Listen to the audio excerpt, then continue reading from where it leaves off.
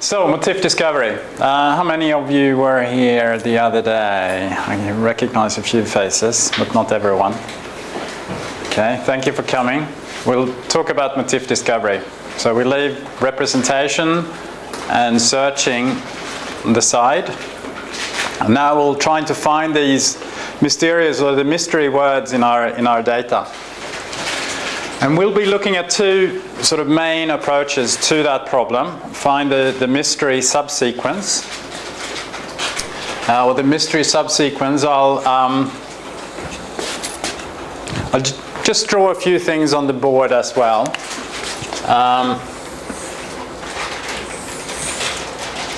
We will find a representation for a mystery subsequence, and sometimes I'll refer to this as theta. At least that's the symbol we used in the previous session. Okay, that defines what we're looking for. Could be a profile. Okay, one of these matrices. So those are rewards. Yes? You have some tokens as rewards. Okay, all right. Questions. Okay, so there are three possible rewards there for good questions during the lecture. So model parameters, and then we have our data set. And this approach, which we'll spend most time talking about, is where we sort of think mostly about the parameters, and then we're going to try to fiddle with them so that they will look or generate something like our data. So we'll try to tune these so they fit to the data. The alternative is to look at the data, extract all possible subsequences, and we'll actually enumerate them. So we'll just list them as one long list of subsequences, and we see which ones that occur more often than we expect by chance. And then we can create our model from there. But this is the most important one. That's the one I'll focus on.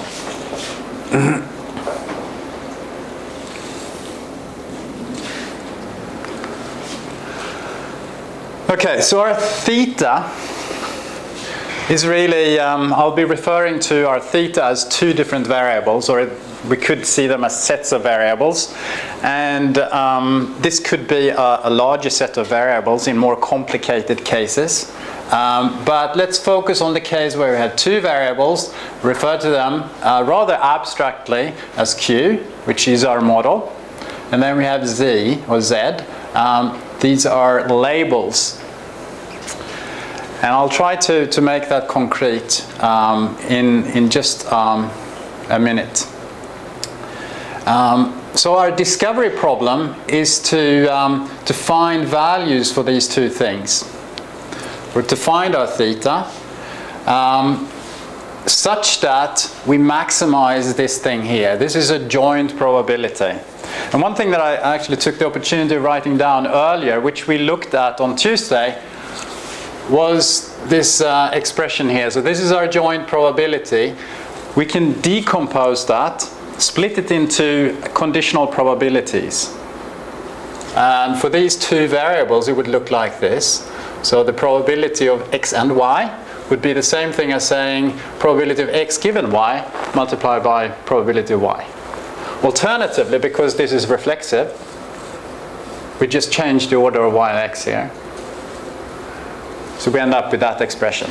Now the point I want to make here is that if we want to understand this, understanding this will help us towards that, because this will be proportional to this. And in fact, utilizing both of those two expressions here will provide different perspectives on this joint probability. That's the intuition I'll try to develop here. And if we think about it, if we have labels on our data, so in the simplest case, we divide our data into two different groups. So we have sort of positives and we have negatives. Those could be our labels. Those will help us to find our model. If you think about a profile or motif description, those labels will help us to separate between sort of those two clauses, and we find a representation that would discriminate between them. It'll become clearer when I show you the next slide. I think I should probably just go there. From labels we can find a profile, so we can compute one of those conditional probabilities. So the probability of our profile given labels. Problem is that we don't know our labels. With a profile we can find the labels, so that is that we can compute the probability of the labels given the profile, but we don't know the profile. We start off basically knowing very little about our data. We still want to identify a profile and a set of labels. Okay, so let's concretize that. These two steps, so the ones that I showed you here, from labels we can find a profile, correspond to this scenario here. We have sequences, and I've labeled them here, and that label corresponds to an alignment. I tell you for each of those sequences that there is a start position of a motif match. Okay, that it starts there, exactly there, and I can line them up like this. And I can compute my profile from there, which we learned how to do on Tuesday. Okay, so assuming that we have the labels all sorted for us, like we had here in the simplest case with plus and minus, we can work out this representation, the profile or the model. Or we can go the other way around. So when we have our model, we can predict where the start position is, or what the labels should be on our data. Okay, so those are the two. And we can go back and forth between those. So if we were to just randomly assign labels here, the idea being that we should be able to compute something here like a profile, a model. And once we have that model, we can determine new positions, those that fit that particular profile the best. That's the intuition. We can go back and forth between those, and ultimately we would have formed a good representation of what appears to be enriched in our data. And hopefully you'll get that intuition through an example that I'll look at after a couple of more slides. So expectation maximization is a method that operates on these principles. It's one out of many that work on probabilistic models. It finds values for these two variables or sets of variables, Q and Z, that maximize this joint probability, which we don't know. And it does so by iterating between two steps, E step and M step, and they correspond to expectation and then maximization.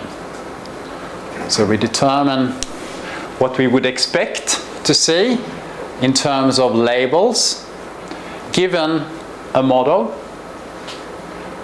and then we're going to maximize, we're going to fine-tune that model, find the maximum probability of that given the labels.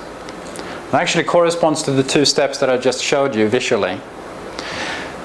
So those two variables will improve so that we're going to get closer and closer to the true joint probability distribution gradually. And in fact, these two steps will be repeated until we have convergence, which is when this Q, this profile, will change very little.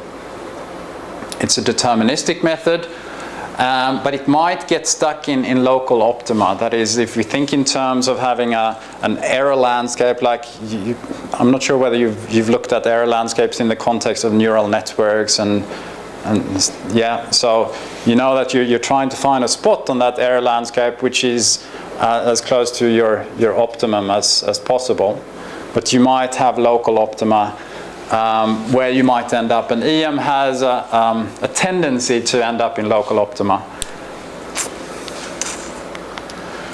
The alternative, which operates on the same principles, that is that we decompose our joint probability into those conditional probabilities and sort of iteratively look at each of them in order to get this complementary view on what the joint probability really is, it's called Gibbs sampling. Now the applicability of both of these two methods is wide, okay? It's not just in bioinformatics that we use these. They're very popular in data mining in general, machine learning. Gibbs sampling is a stochastic analog of EM, and it repeatedly samples from this conditional probability and this conditional probability. So again, those two that we see here, okay, in order to get an idea what this looks like. The difference is that EM will assign beliefs to our variables.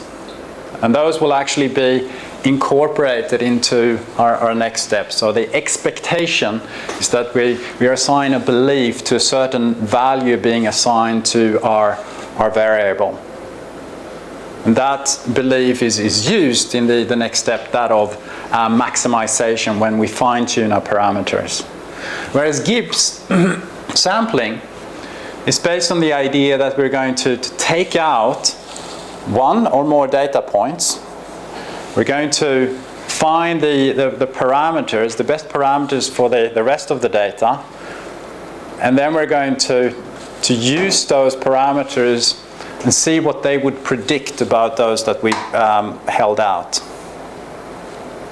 So we're sampling using this with this held out data, and I'll exemplify this using a much simpler problem than motif discovery. The same thing with this as with EM, that these two variables, the settings of them will improve gradually, but it's a stochastic process now. So Gibbs sampling has less of a tendency to get stuck in local optima. But then again, it might not be the most efficient in some circumstances. So whether you use Gibbs sampling or EM, it's really a toss-up.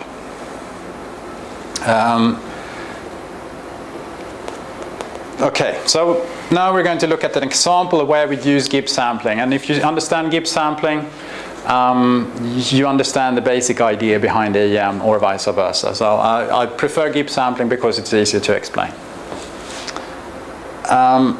Okay, find Q, which is in this case not going to be a profile. We're going to simplify matters, so I can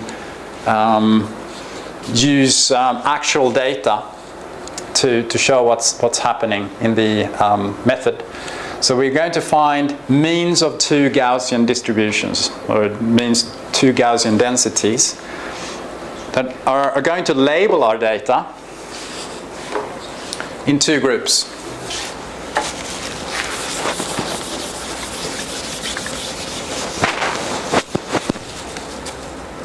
So here's our data, X, and we're just going to use data points of a single value, real value. So no sequences now, okay? We're going to make that leap later. So this is our X, our data, and let's say this is 0.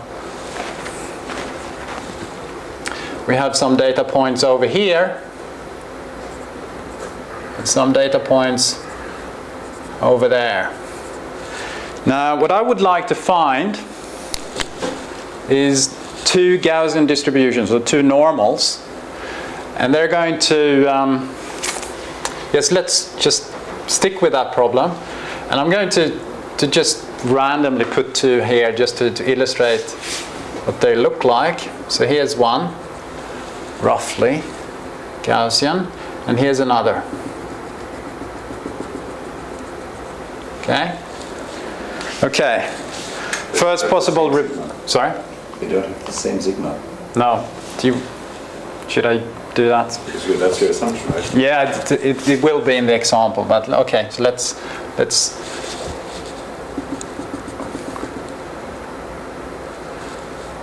I'm going to put it that has the same variance. So we're going to just find the means of those two Gaussian distributions. Now, first reward. I know that some missed the opportunity in the beginning. So do I have a contender to place these two Gaussians in a better position so that we maximize the joint probability of those two variables Q and Z? So the labeling would be whether this is, okay, we're going to label them 0 and 1, okay? And I don't know the labels here, okay? I don't know the means of these two Gaussians. I know nothing, really. But still, I'd like to maximize this thing here, okay? The joint probability between those means and the labels of them. So could you help me out? Yeah. No, let me see if I get this right. So we have those points on the x-axis, and we know they are part of those. What they're caused by those two Gaussian distributions. And what we're asking is, what is the most probable place that those distributions are at, so that we get this point? Yes. Okay. Then I think I can do it.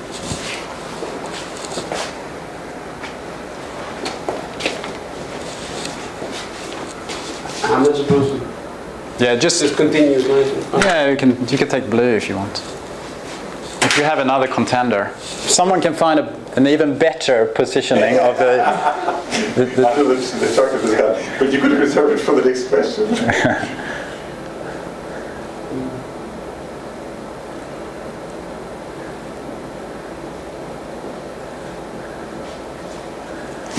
How did you arrive at that answer?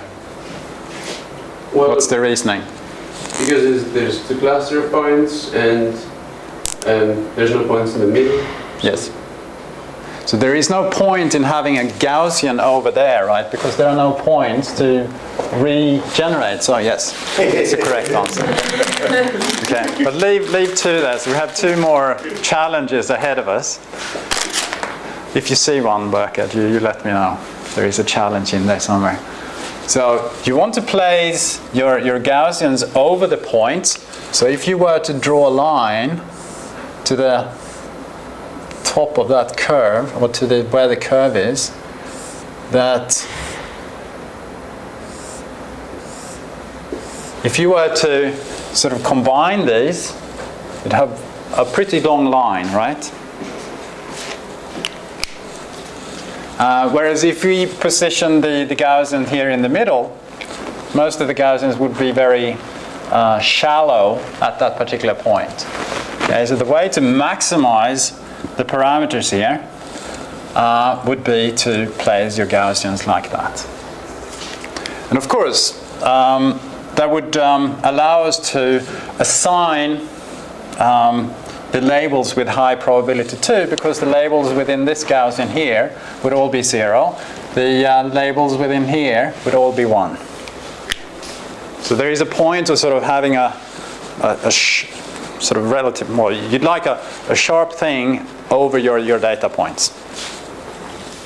But we couldn't adjust the variance here, so there was no point in playing with that. Okay. So let's take some actual data and see what we can work out.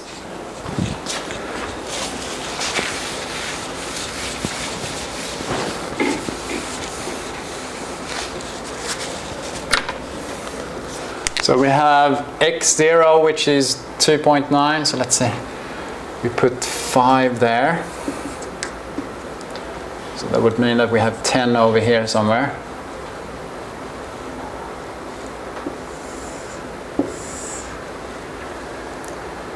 So we have 2.9, 3.3, 3.3, 4.3, 4.3. 6.1, 6.4, 7.5, 8.1, 8.8. Okay, something like that. Now, I said we had those two stages, and the first one being that we will try to update our model given the current labeling, but we don't have one. So we're just going to randomly assign labels to our data. So that's what we do here. I've just done that randomly. I end up with two groups of points here. If I move to the next slide, I'm going to look at the first step, which corresponds to the two steps that I talked about earlier. One that I'll be referring to as the predictive update step, where we update that model. And then the second one being where we sample, we find a new labeling given the model that we just computed. So according to that labeling, we end up placing our data points into these two groups here. Now you see that one is missing, and if you look up there, you see it's X4. That doesn't end up in either of those two groups, even though we randomly assign it to group 0. So it's not there. Were those right? Mm-hmm. Yes. Okay, so we hold it out because I'm going to use it for the sampling step. We don't want to sample with training data because we've kind of optimized our model using that training data, so it wouldn't make sense to check what our model says about our data point if we don't hold it out. Okay? So here are the ones that we now allocate to the first group. So we have x0 and x3, 2.9 and 6.1. We can determine the mean, and we keep the variance to just 1. But we could potentially optimize that at 2. The number of parameters that we have in our model doesn't really matter. And indeed, Gibbs sampling works really well when we have large number of parameters. But we find the mean, and we do likewise with the other group. So where the label is 1. And we end up with a mean of 6.4. Okay. So what does that mean? So we have a mean around 4.5, so around here.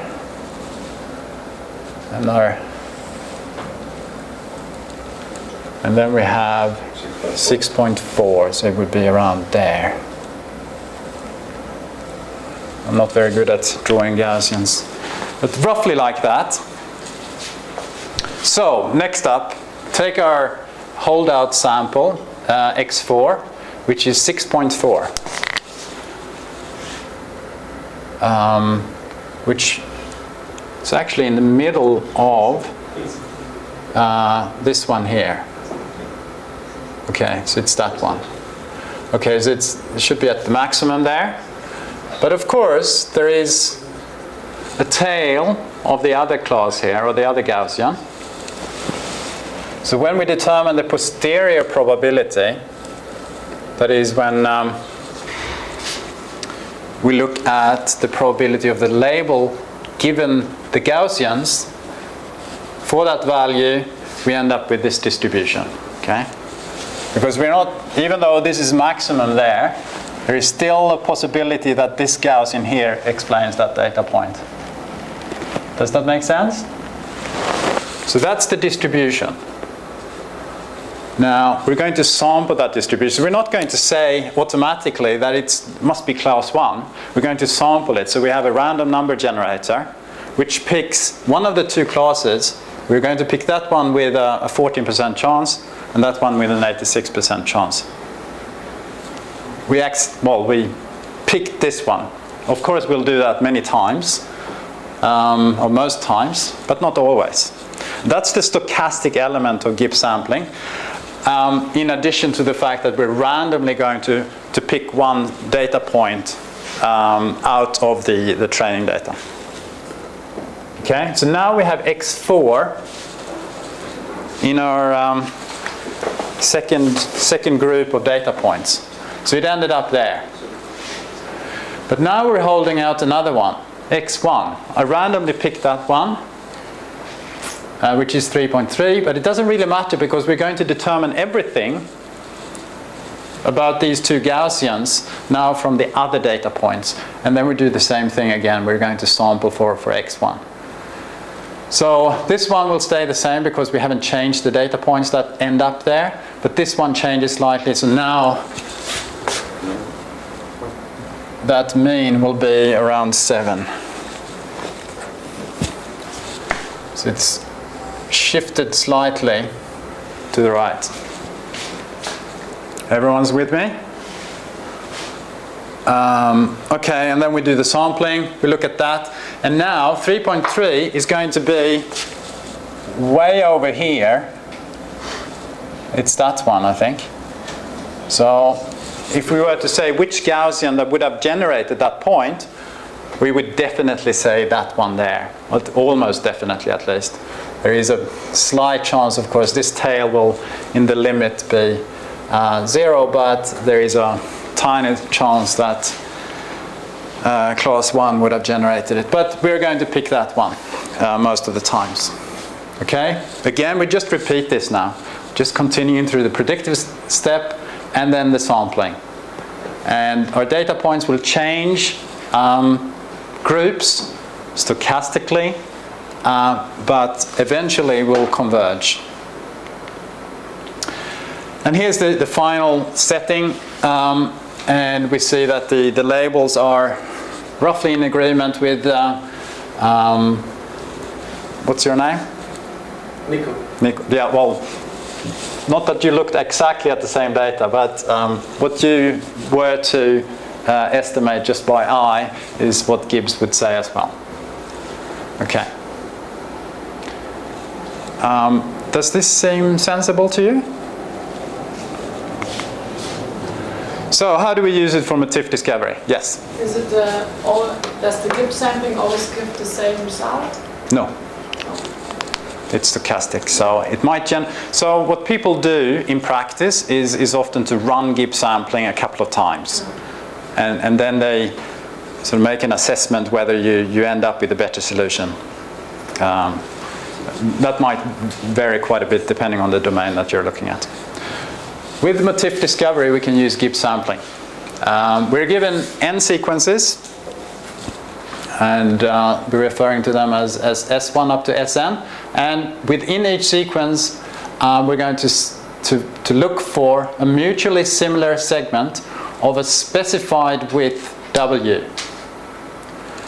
So that's the word length. We have to decide that before we do any searching. We initialize the parameters just like we did with the Gaussian example.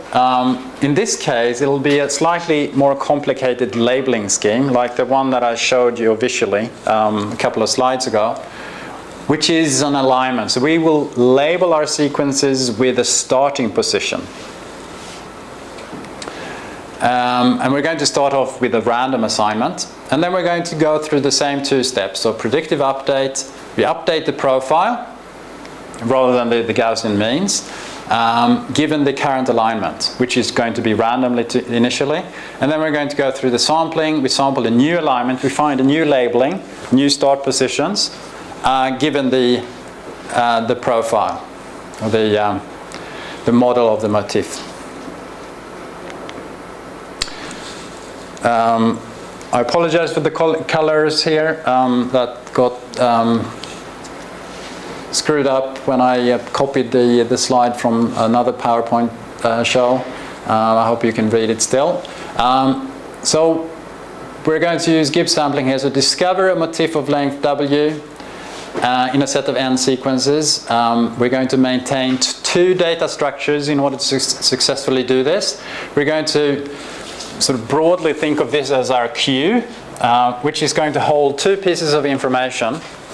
One being the profile, or the position weight matrix, whatever your favorite motif representation is that can give you a probability. So let's just pretend that this is a matrix which will have W columns, so 1, 2, 3, up to W. And for each of them we will hold information about what symbol or the frequencies or the probabilities of those symbols occurring in that particular position. And this is relative to a start position that we'll also keep track of. Okay, so we have W distributions, and then we'll have another, in fact. We're going to have one that I refer to as P, that is going to hold our background. Because we still want to look at our matches in light of the background, so what's typically there. So you don't have to sort of look in detail at all these indices here. I mean, I encourage you to do that afterwards. So I'll provide the slide somehow. You probably have a repository for those things, so you can look up this later. But broadly speaking, we're dealing with a matrix like this and a background distribution. And then the second data structure is that of the labeling, namely the start position for each of the sequences, where we'll find the start of that sort of shared pattern.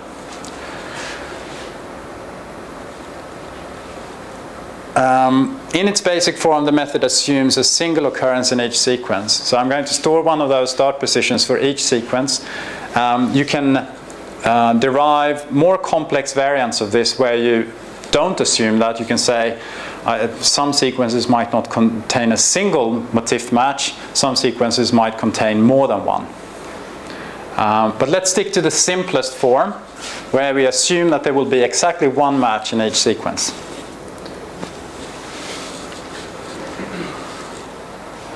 So we start with initializing, and just like we did with the Gaussians, we're going to start off with randomly assigning start positions in each of the sequences here. So that's what we do, and that's what I indicate here with these orange sections in the black sequences. They're all going to be of the same length, so we only need to give the start position to uniquely identify all of the symbols that would then form our model, including background distribution coming from the black sections. We're going to do this in the Gibbs way, so that means that we're going to start off with the predictive updating, where we first take out a sequence or a data point. And I randomly pick this guy, and from the others I'm going to, so we remove this for the time being. I'm going to count the occurrences of different symbols in each of the positions. I'll look at the number of A's, say, in the first position in each of these randomly assigned windows, and I get a probability of seeing an A in the first position. So I populate this guy, okay? And then I find the background, and I do that by looking at all the other positions. So maybe I should say one more thing about this. So this is just a count divided by the total number of sequences here. So there's nothing mysterious about it. You can ignore this part here because it's just going to add what we talked about on Tuesday, namely this pseudo count thing where we sort of nudge our zero probability occurrences a little bit so that our model will accept them, at least with a small probability. So that's why this looks complicated. It's really trivial. It's just a count divided by the total number of sequences. Minus one because we've taken one out.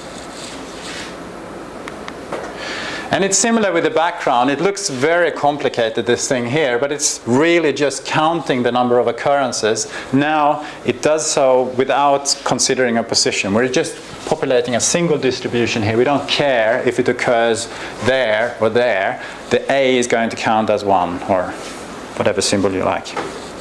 Okay? So that's this M here, and then we need to sort of, when we have the total number of positions here, we need to be careful in sort of removing all these windows where the motif is being matched. But apart from that, it's just a simple fraction. Okay? Final step, the sampling of the alignment. So you remember that we assigned them initially completely randomly, which means that we'll probably end up with more or less a random sequence profile here. And once we have that more or less random profile, we will be able to look through our sequences, and in particular the one that we held out, and identify a new labeling, a new start position for what would count as the match in that sequence. And how do we arrive at this probability distribution? Because that's what it is. Over that sequence, well, we look at what the profile says, or the foreground model, across each of the positions, and we divide that by the background. So that's this thing here. So it's just a ratio. So we take the foreground probability of seeing a start position, sort of a match with the whole window there, starting at that position. Whether that's probable or not is something we consider in light of the background. So it's just the same type of thinking as we did on Tuesday, where we scan this and generate different values that then are normalized, so we get this probability distribution so that they all add up to 1. So you know roughly how to calculate this now? So, can we come up with a challenge here? So this is the old position of the motif, which was just randomly. Where do you think that Gibbs would place the next position, or the next start position? So that's a pretty easy question, right? Everyone except Nico can attempt. Can you give me one point where you think it will end up, or give me a reason why you think that point would be appropriate? So where would you place this blue section in our holdout sequence? Yep, what's your name? Sorry. If it's just a question. Yeah, I have a question as well before I want to answer. Okay. My name is Dennis, and the question is, does it look for the whole window length for the probabilities? Yeah. If yes, then I would put the starting point at 30, I guess. Around 30? Right, because then if you put the blue ribbon over 30 and to 35, then you have the biggest probability. Okay, so the probabilities here are for the start position to be in that particular location. So in fact, the fact that you have many high probability sites here is not an indication that that is the appropriate window. It's more it's an indication that this is a good start position, and this is also a good start position, this is also a good start position. And so this is actually even better than the one that was over there, that overlapped more with that, if you see the difference. Following positions don't play a role for the decision on the So it would probably start at the one with the highest. So which one would that be? I don't know, either 31, 33, or maybe 8. Yeah. No, that's right. So Dennis, you can. Fair enough, you didn't get one before. Sorry? You didn't get one before. So Nico. This doesn't even make sense. Why would we only look at the fixed position of the... No, it doesn't look, it's just the But the whole probability is for the start. So you sum up. Yeah. So every time there is each position, you'll go all the W residues and then sum up and divide. Yes. Okay. Yes. So that's the probability that the motif starts there. Yes. Not the probability that the first residue of the motif is there. No, that's right. So yes. Then it makes sense. Okay. No, it's not the same thing. Okay. Good. So this is just a probability distribution we sample from. So even though it's most likely to pick 8 or say 31 there, it's not necessarily going to be the case. We could actually pick 41, but it won't happen very often.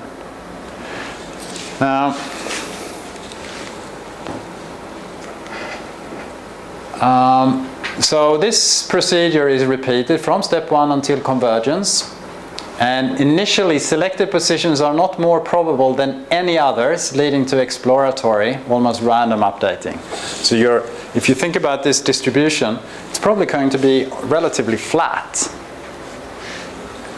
And the model is going to be very general and undecided. And then eventually, it might specialize. Yes, Dennis? So I'm guessing that this part of the procedure can take very long. Is there a way to input some sort of seed values if you kind of know, if you have an idea what your motif looks like? So it's possible to... Certainly, yeah. So that's a really good way of doing it, yes. But it is a stochastic process. That's important to realize. So as we noted earlier, that we could do a restart and see whether we end up generating something that is better.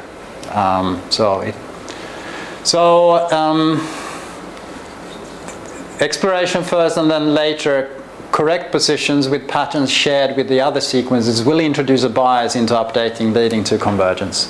So eventually you'll find something that is indeed common between those sequences. But yes, it could be a long process. So you get updates of those positions in the alignment, and you check for convergence by seeing whether you get substantial updates or not. Question? Yes? So generally, Gibbs sampling used when we have a vague idea of what we're looking for, or when we have some sequences and we just want to see if there is something. When do we use this? In either case. In either case? Yes.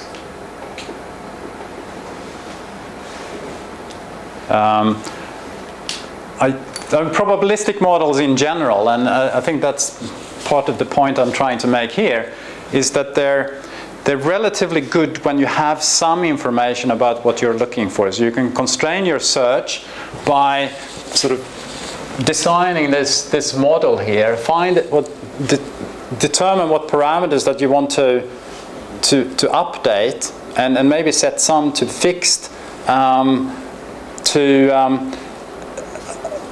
describe them in a way which recognizes relationship that you think are going to be in there. That's when the probabilistic models make a lot of sense.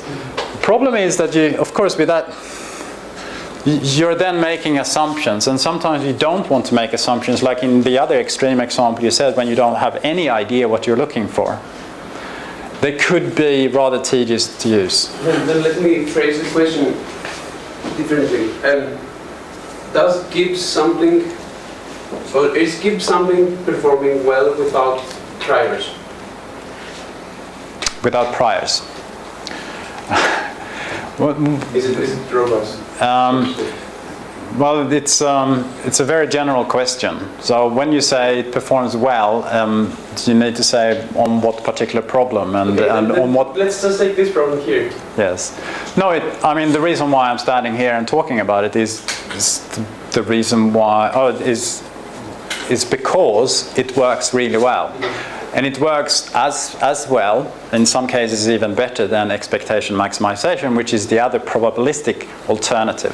But I'll now switch to the other approach, and you might be able to see some of the principal differences between the sort of the two broad approaches. I'm not saying that this is the only way to do it, but it's one sort of basic approach. And there is lots of room for improvement when you have more detailed understanding of the domain that you're modeling. And yes? The motifs have the same length. Was that your assumption? Yeah, so you could actually introduce another variable, but it turns out that the most efficient way of dealing with this when you don't know the motif length is actually to do repeated experiments. You look for when W is 7, and then you look when W is 8, and you sort of make an assessment after you've tested that. But you could, in principle, introduce that as an additional variable. If that was your question, I'm not sure. Yeah. Okay, so I really like to recommend this paper here, which was a seminal paper when it comes to motif discovery by Chip Lawrence, and it's well worth reading. And the implementation that we use in a bioinformatics course that we run at the University of Queensland refers to this Python code here, which implements that as close as possible. So if you want to see an implementation of it, then you can download that. Do I remember that correctly, that Charles' solution then assumed really that a pattern is there once? The original, yes. Yes. And I think that paper contains a couple of examples, both in the domain of DNA sequences as well as protein sequences. And they demonstrate the utility of this approach. And since then, I mean, many refinements have been made. So this is the simplest. Okay, so before I sort of talk about the enumerative approaches, I just want to illustrate this, and this is probably of interest to those bioinformaticians or those that are bioinformaticians. This is an experimental technique. Yes? Everybody in the room. Yes. Okay. So this is an experimental technology that is becoming very important for genomics in particular. So when we try to decide on whether where proteins bind to DNA, and we want to understand that because there are classes of proteins that have very important functions, or they carry out their functions as a result of their binding to DNA, and including the expression of genes and modulating the rate of expression.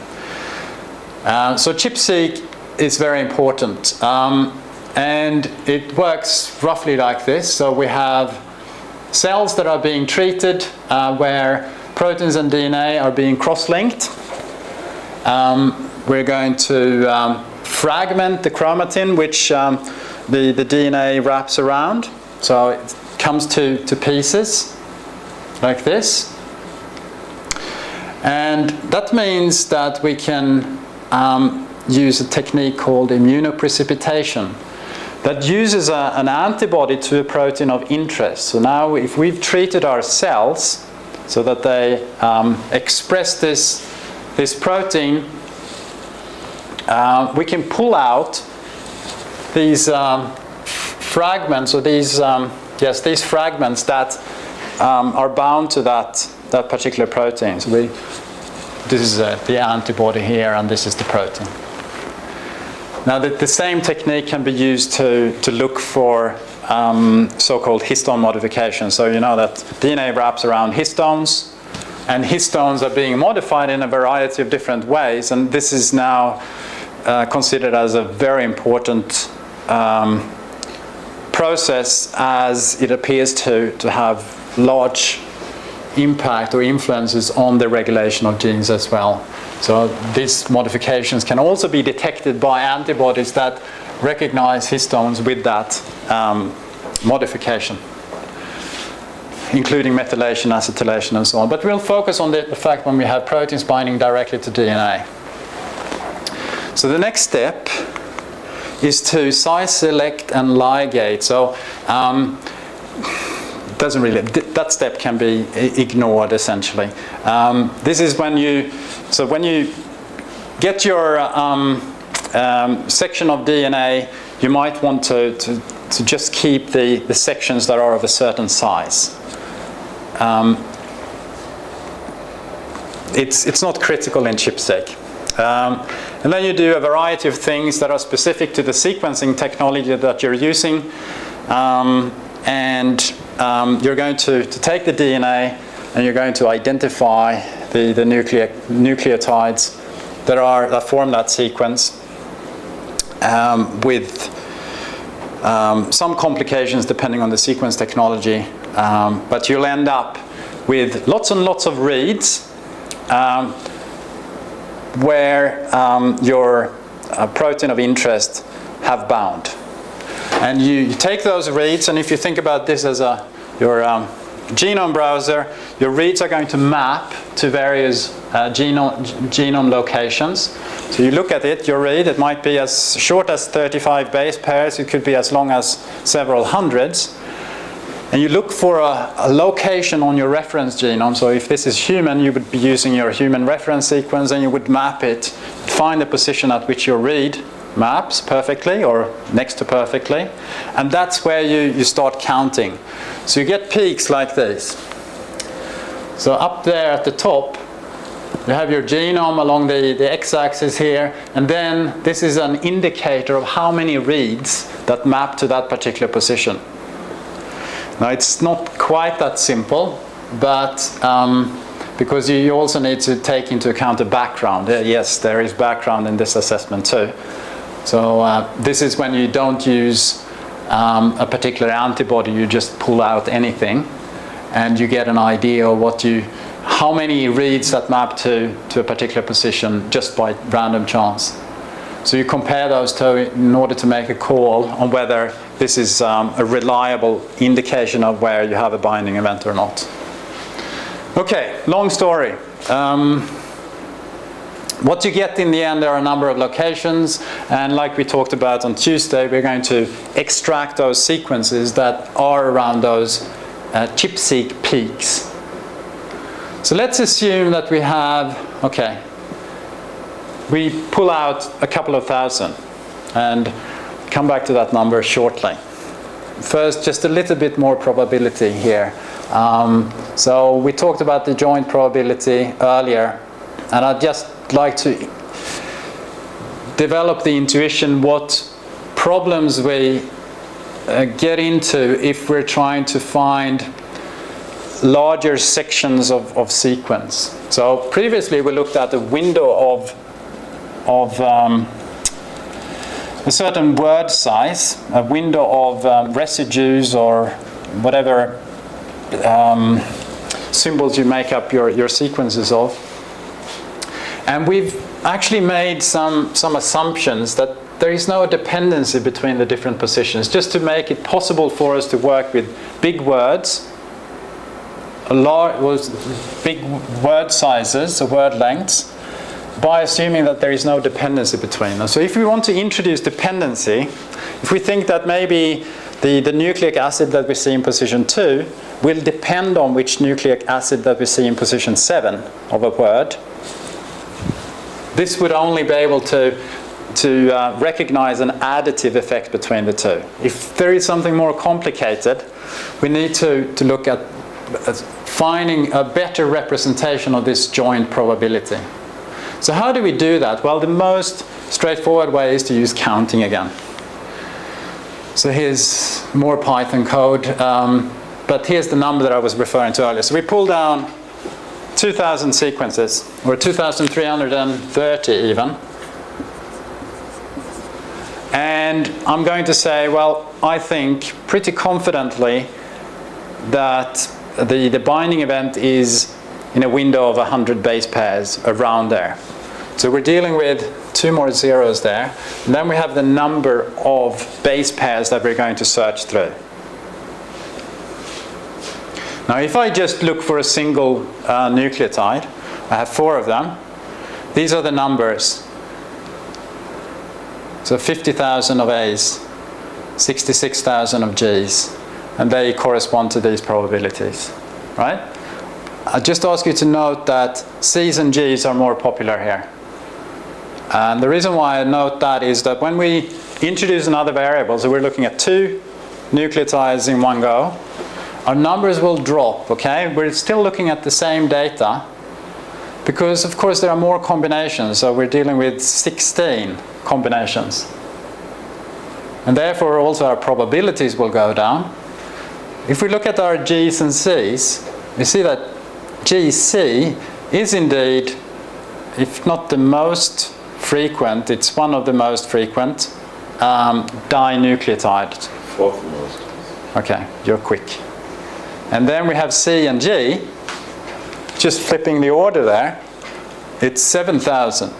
It's one of the least frequent. Will you give me the rank of that too? Least. Least frequent, okay.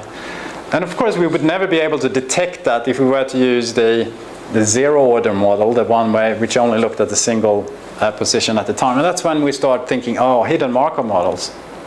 Okay? And hidden Markov models is a way of decomposing joint probabilities. We break them up, and if you remember the formula I wrote there, you had a joint probability then that decomposed into conditional probabilities, and you have that was the so-called product rule, and if you apply that recursively or repeatedly, then you get, it's called the chain rule, I think, and you break out these series of conditional probabilities, and you make assumptions like you only look one step back, and you get the first order hidden Markov model. Or a Markov chain, I should say. Anyway, the point I'm trying to make here is that we move up to higher or a larger number of symbols here. We're going to see our numbers drop, and on this slide I couldn't even fit all the possible trinucleotides. And of course our probabilities will drop with them. And if we're looking at the window of 7 or 8, this is going to be a huge number on our, and sometimes those numbers that we see here will be close to 0, sometimes even 0.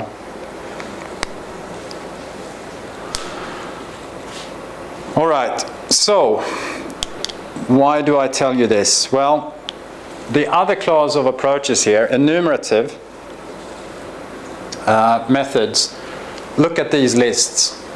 Just look at these counts and tries to figure out what is biologically relevant here in this long list. Yeah, Nico? Maybe codons? If we're talking about 3 amino acids? 3 nucleotides. So in this case, transcription factors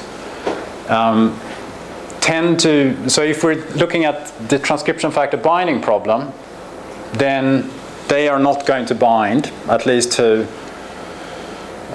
any greater extent in protein coding regions. They're going to bind just upstream of a gene. So that's probably not going to help us for that problem, but it could help us for other problems that are more relevant to the study of protein sequence. So, any other ideas of what we can do with this kind of data?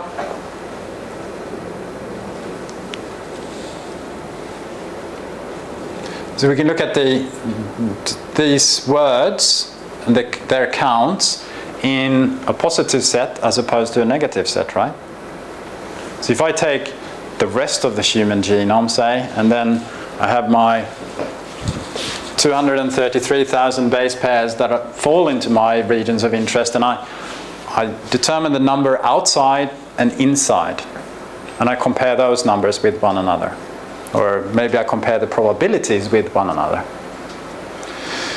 That's, in principle, the approach that these enumerative methods take.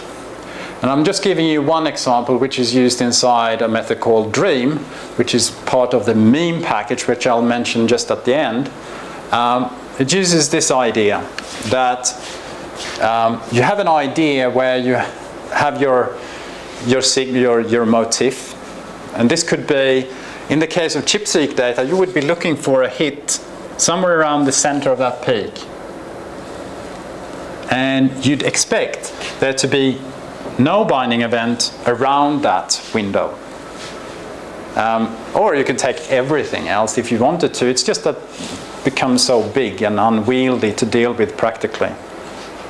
So this is what DREAM does, roughly.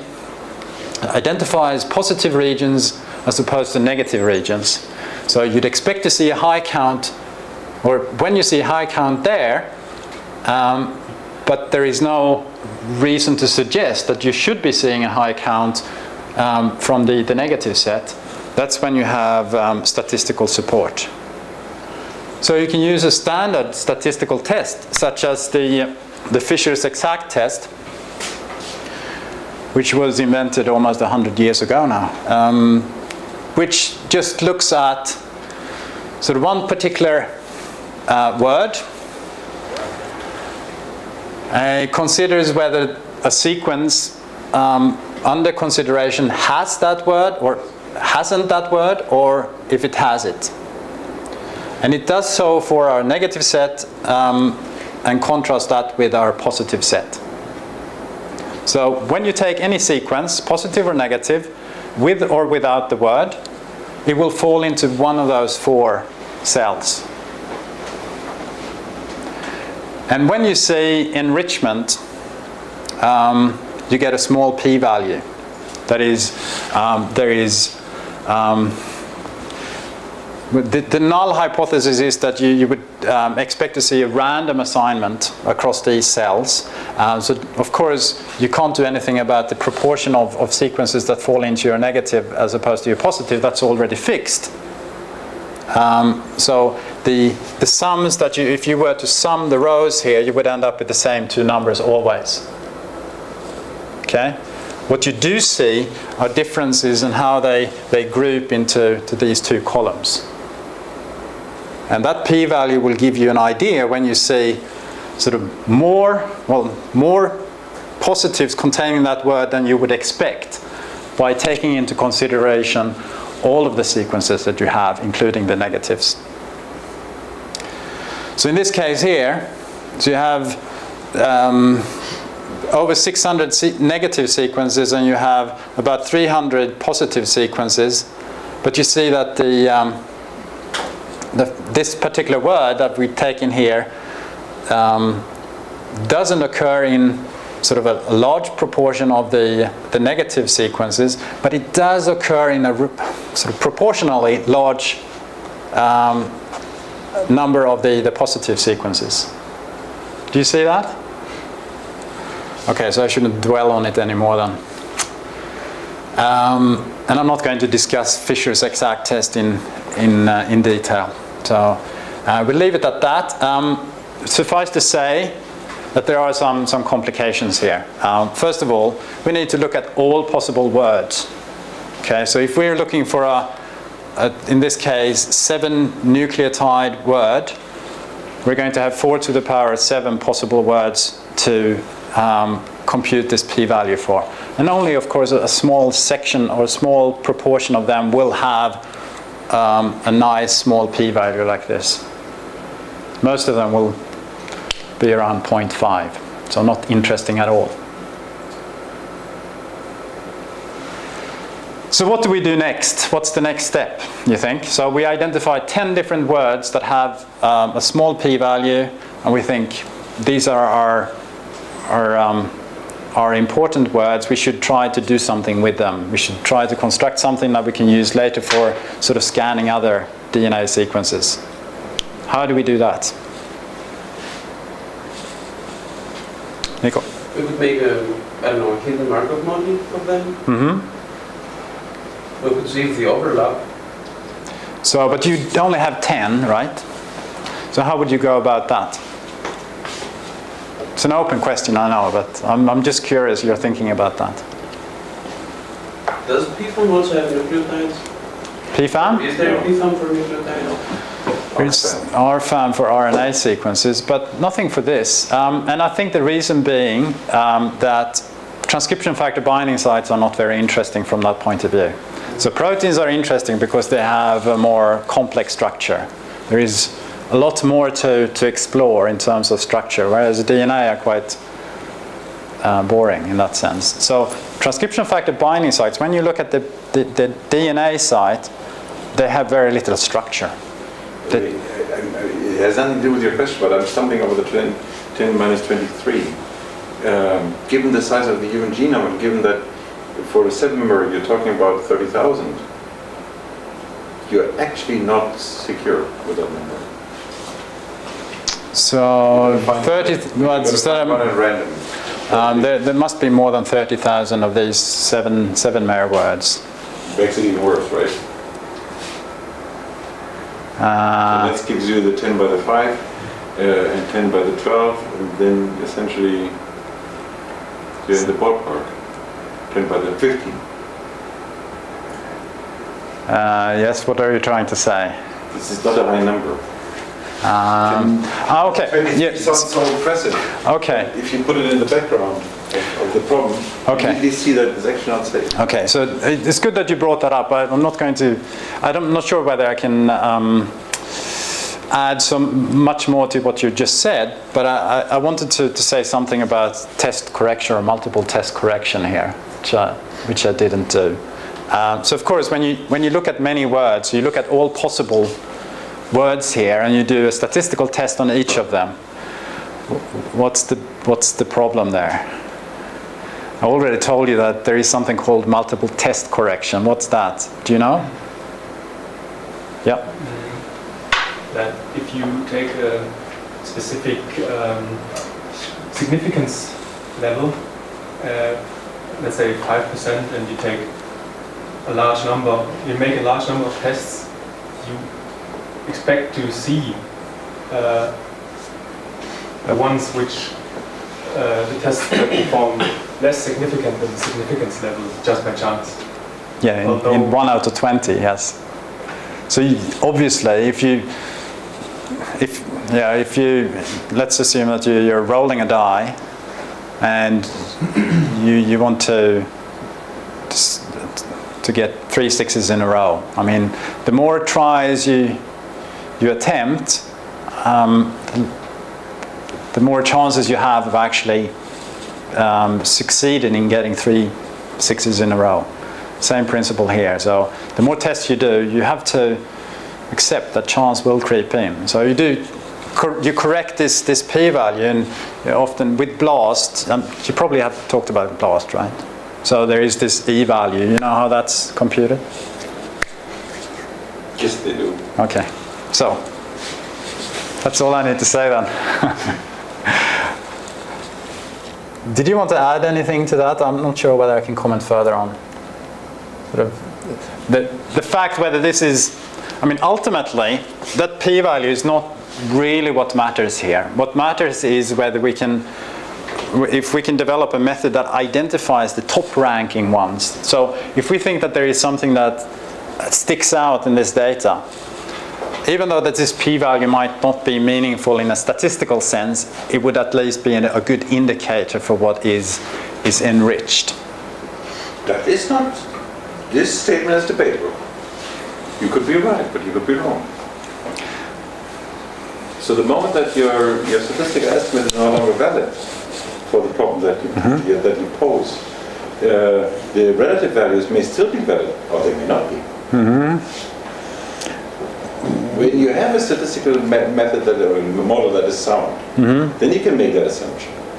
But when the soundness breaks down, okay. No, I'm not saying it necessarily breaks down, but at least. Okay, I want to wrap up, so let's continue. So this was just the summary of the enumerative motif models. They're also sensitive to noise, and there is a problem, and that was the step that we never finished off there really. So what do you do with those that are highly enriched according to our statistical test there? We'd like to, if possible, join them up in a way so that we would construct our something like this from there. But of course we have exemplars, we have single exemplars that occur often, and they're not probabilistic, right? They're just occurrences. So we want to have a way of converting them into some kind of representation that we can then use for scanning. Obviously we can see them as a database, and so if we have 10 enriched words, we can sort of look up whether we see more occurrences of those 10 words and say, yes, here's a match, and continue. But perhaps more conveniently it would be to draw on the fact that these motifs, or these words that we've matched up and seen to be statistically supported, to come up with a conjoint representation, or something that takes into consideration the space that they define. But that's an open issue, how to do that effectively. The obvious complication here is, of course, that we're dealing with many words, and if we want to count that many words without actually sort of repeating it over and over again, we have to keep a dictionary of all the words. And if we're looking for 7 mers or 8 mers, which seems to be the practical limit to what these methods can deal with for DNA sequence, and shorter for amino acid sequence, obviously, we require big memory, and there are, of course, some time complexity issues involved as well, depending on what kind of statistical test that we're performing. I think this is the final slide. I just wanted to point out a software suite which is specifically designed to deal with motif discovery, namely the meme suite, so that's the name up there. It's actually a collection of different tools. Meme is the most well-known of them, which operates using EM, expectation maximization, which I talked about, as opposed to Gibbs sampling, but they're doing essentially the same thing. And then we have DREAM, which is using enumerative motif discovery, and it does so in the manner which I illustrated previously with positive and negative sequences to sort of make an assessment of whether there is enrichment in the positive sequences. Could you go through the other ones? No is a fair answer. Yes, but there are quite a few of them. So meme chip is just an adaptation of meme, which I think includes both meme and dream, and possibly some other steps too, in order to perform automated analysis across many different data sets. So in fact, ENCODE, which is this consortium that you may have heard of, they use meme chip as their preferred motif analysis tool. GLAM2 is a tool which also generative in the same way as meme is, but it's trying to account for gapped motifs. So when you think that you have sort of several parts to your motif and then linker regions where you don't care about what's occurring, and this is particularly important in protein sequences. TomTom is a tool that allows you to, once you've found a motif, to match it against existing motif databases for DNA binding. So I think this is, although the method I think is generic, I think that at least how you use it by default is for DNA sequences, but it should be applicable to comparing motifs in protein sequences too, which is actually a quite useful thing to be able to do. Centrimo it looks at, so these, again, this is DNA-based problem. So you have these peak regions, and you expect to see your motif matches to be in the center there, but that's not always the case. But you would prefer those words that do occur in the center as opposed to those that are more towards the flank. So when you make an assessment of whether to prefer this word or that word, you would prefer the ones that are in the center. AIM is that's too complicated to explain at the moment. SPAMO is quite interesting, although I don't think it works very well. It looks for co-occurrence of motifs. So ChIP-seq analysis is based on the idea that you pull down one protein or the binding events for that particular protein. But many transcription factors operate jointly, and you'd expect to see, even if you pull down A, that there would be binding sites around there for protein B. So that's a tool to make an assessment in that regard. FIMO is doing fast searching. So I think it's just computationally clever in how it searches for motif matches. MAST is an older version of basically what FIMO does. MCAST, I don't even know. GLAM to scan, I don't know either. GOMO, it's a talk in and by itself. It's something that I developed many years ago.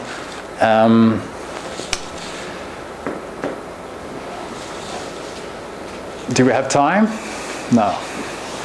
I think I'll end it there. It relates motif matches to gene ontology. So you would expect when you have a motif of interest, You find matches across sequences.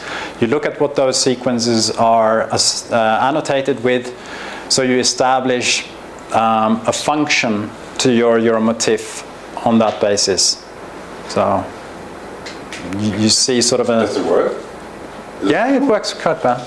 And you can go the other way around too. So sort of you have loose matches and you identify sort of themes in terms of gene ontology terms, and you try to enforce those themes in order to improve your ability to predict Why don't motif. you go kappa with that? Sorry? Why don't you go kappa with that?